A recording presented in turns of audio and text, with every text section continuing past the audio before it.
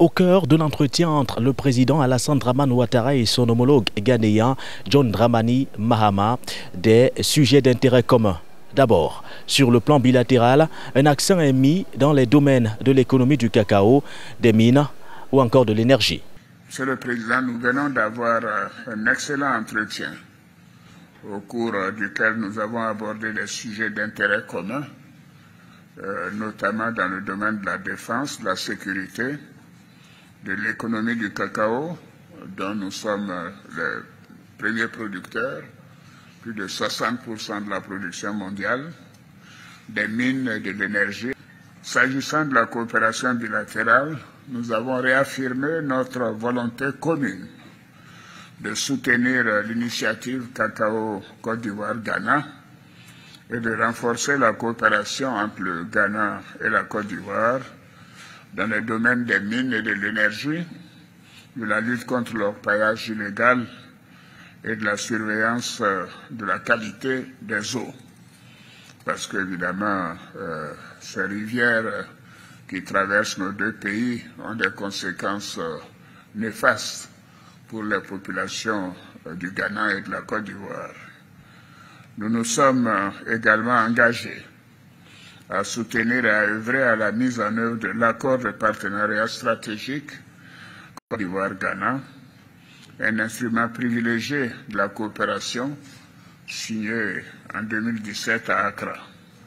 Ensuite, les deux chefs d'État ont abordé des grands projets d'intégration à l'instar du corridor Abidjan-Lagos, de l'implémentation de la monnaie unique de la CEDEAO, l'ECO, qui sera lancée d'ici 2027, la lutte contre le terrorisme ainsi que la situation sociopolitique de la sous-région a également meublé cet échange. Concernant précisément ce dernier point, le président ivoirien a plaidé auprès de son homologue ghanéen pour un retour de l'AES au sein de la communauté économique des États de l'Afrique de l'Ouest. Monsieur le Président, nous avons tout à l'heure longuement évoqué la situation sécuritaire dans notre sous-région qui demeure très préoccupante, ainsi que la situation sociopolitique dans certains pays du Sahel.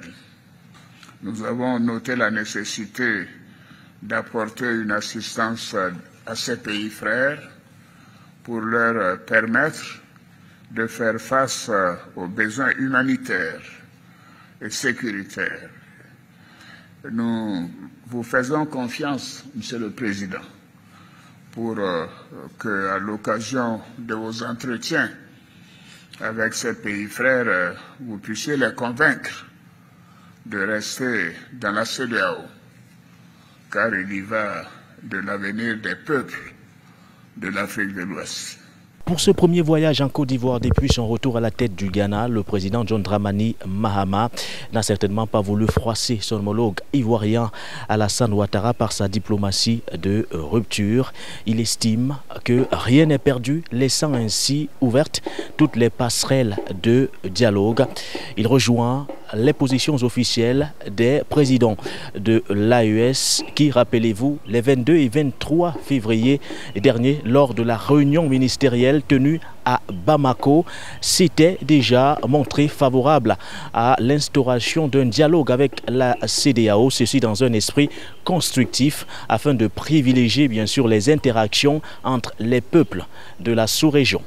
Il est préférable d'évoluer dans un groupe de 15 que dans un groupe de 3. Nos pays frères ont leur place dans la CEDEAO et il est dans leur intérêt, ainsi que dans celui de la sous-région, qu'ils reviennent. De nombreuses populations de ces pays vivent en Côte d'Ivoire et dans d'autres États membres. Certaines souffrent de restrictions aux frontières. Il y a des opportunités économiques à saisir au sein de la CEDEAO et nous devons travailler ensemble pour les préserver. Pour l'heure, le retrait du Mali, du Niger ou encore du Burkina Faso de la communauté économique des États de l'Afrique de l'Ouest ne souffre d'aucune ambiguïté. La décision a même été qualifiée d'irréversible par les trois chefs d'État et elle a été suivie sur le terrain d'actes concrets.